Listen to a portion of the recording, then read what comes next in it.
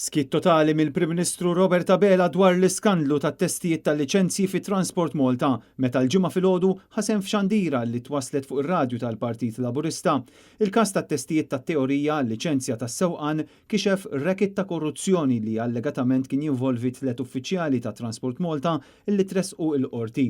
Clint Mansueto, Raul Antonio Paċ u Filip Edric Zammit li l-koll wieġbu mhux ħatja.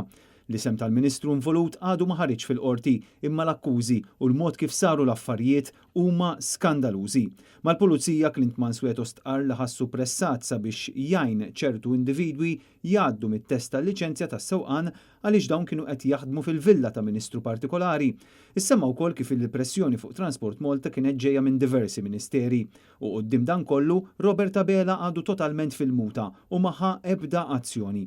Fuq ir-radju tal-partit tiegħu il-Prim Ministru refera għal laqgħa tal-Kabinet ta' nhar it-Tlieta li għadda iżda mkien ma qal jekk qajjimx din il-kwistjoni ta' Transport Malta u jekk talabx lill-Ministru involut sabiex jirriżenja sakemm ingħadda f'ismu.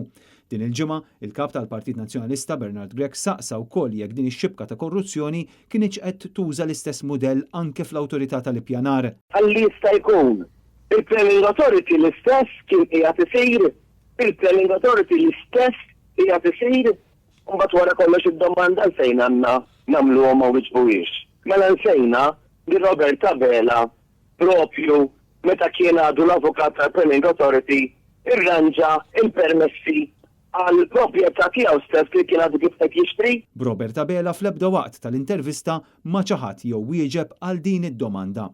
Intant, fl-istess intervent fuq ir-Radju Laburista, il-Prim Ministru qal li qed iħoss il-pols tan-nies u fl-istess nifs ftaħar b'dak li jsejjaħ tkabbir ekonomiku.